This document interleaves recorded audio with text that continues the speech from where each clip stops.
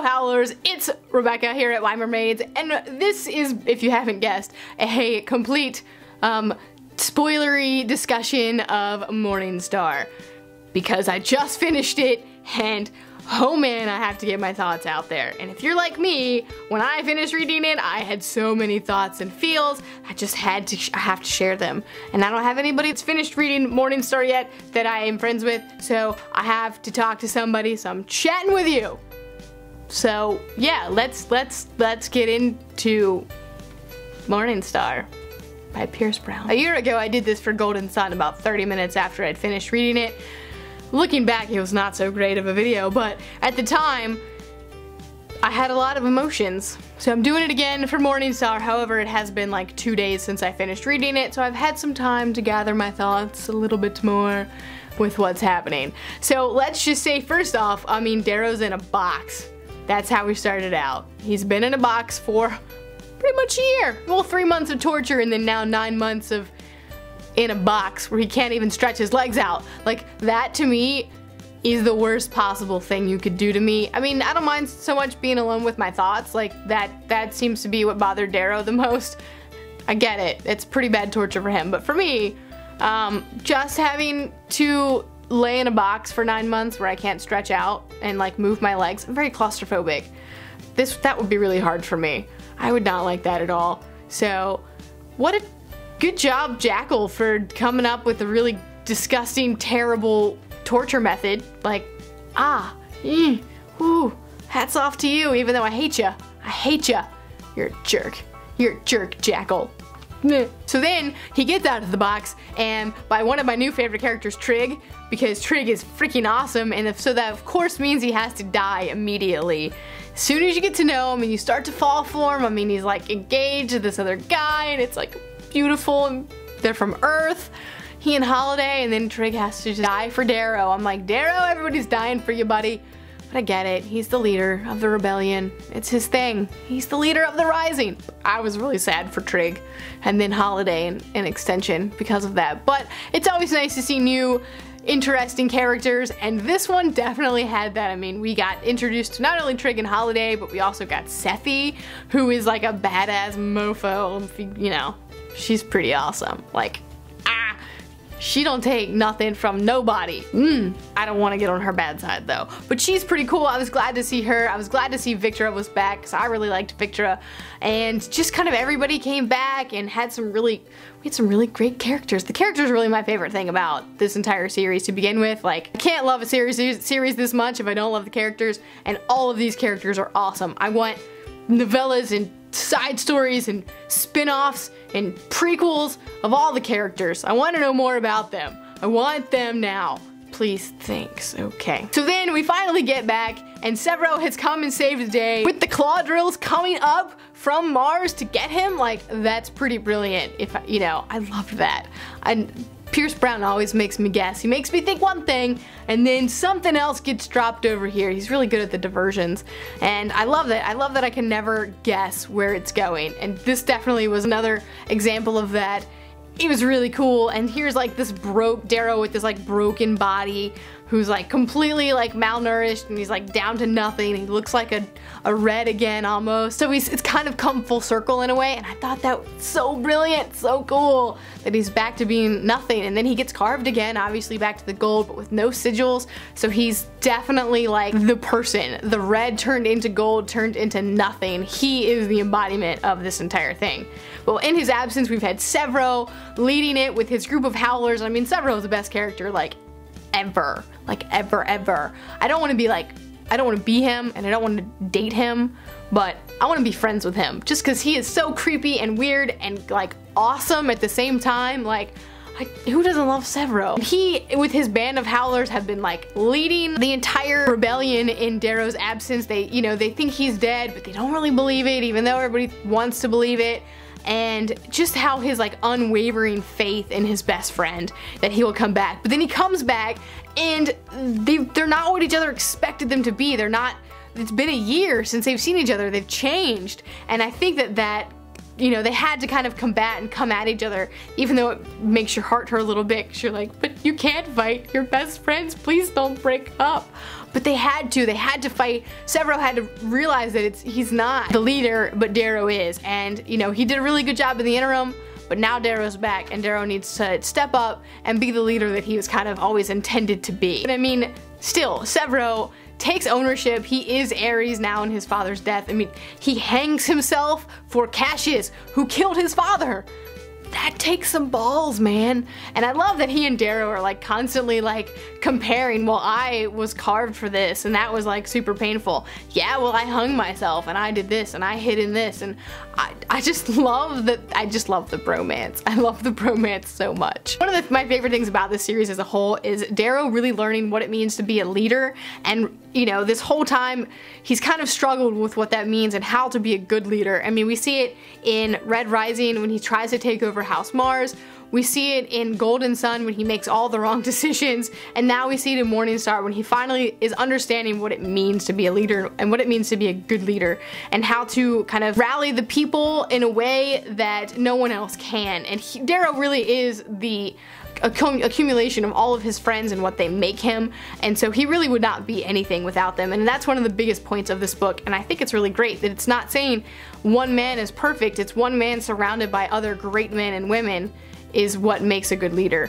And I've really loved that journey, and then at the end when he just totally knows that it's not his place to rule but Mustang's, and he just gives it over to her and says, here, this is you, you're the smart one, I can't do this without you, and you can't do this without me, and we're doing this together, and you need to be the one at the forefront, at the helm.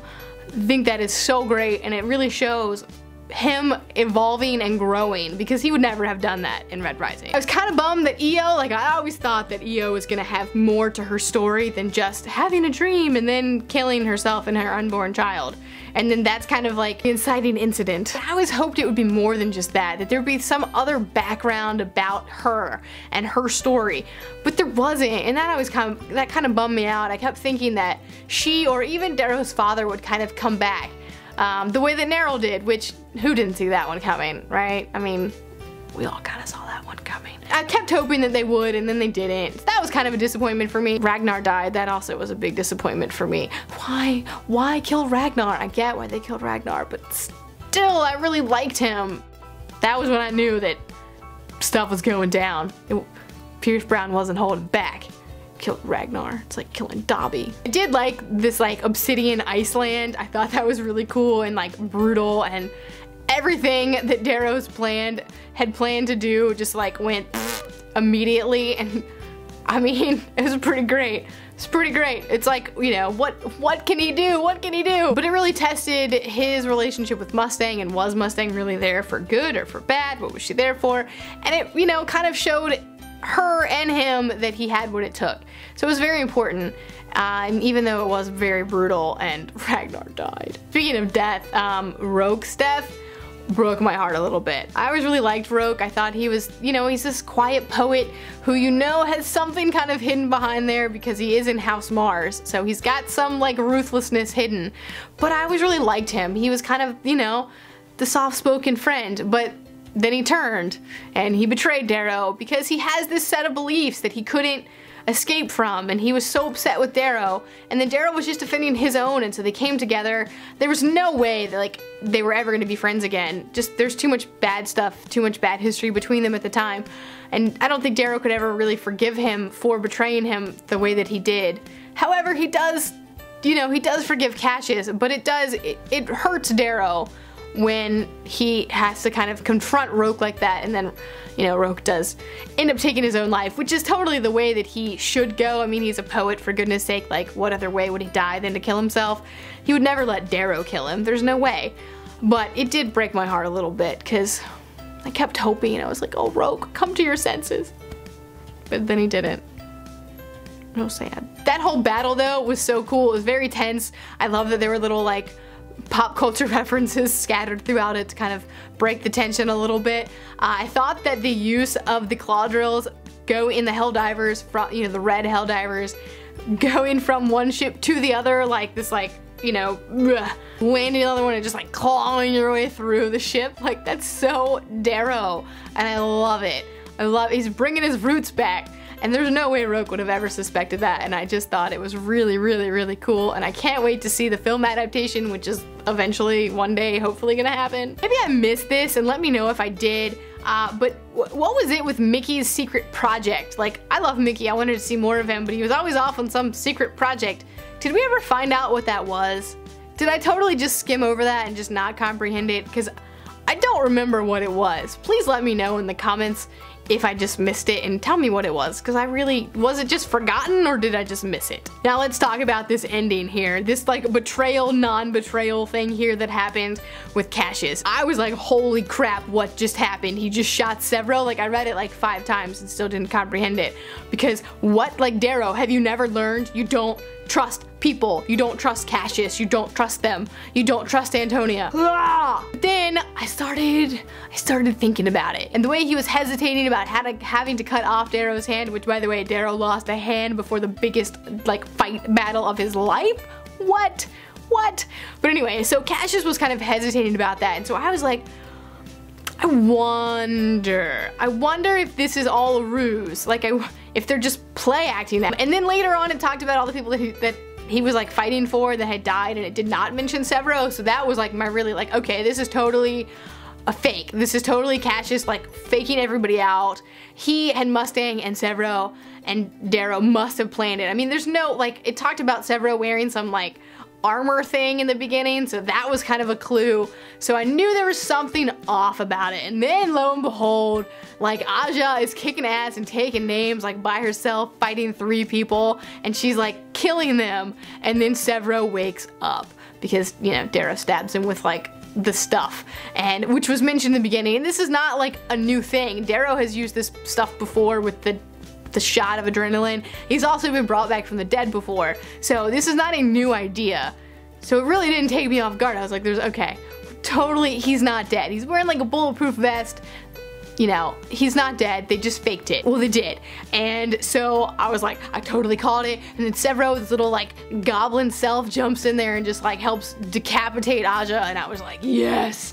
This ultimate battle at the end is so great. It was so epic and wonderful, and like the whole world is watching this. Like, what? I don't know if I could stomach that watching this, but oh man, Severo, I love you so much. And then of course, we make Mustang the leader, as she should be, and then she drops the bombshell that she has hidden her son from Darrow's son from himself. What is it with the women in Darrow's life hiding his children from him? I get this one because he would not have been able to rise to this greatness, this conqueror, to this leader, knowing he was a father. Like, there was no way he could have done it. He wouldn't have sacrificed himself in that way, and he wouldn't have sacrificed Mustang in that way either. There's no, like, he had a hard enough time with her being out there in the field. He would never have let that happen if he knew he had a son. But like, oh man, that's gotta be tough. 2 women hiding your children from you. But it is great to see that he finally does get to kind of have that dream that he always wanted, which is, you know, to be a father, to have a family.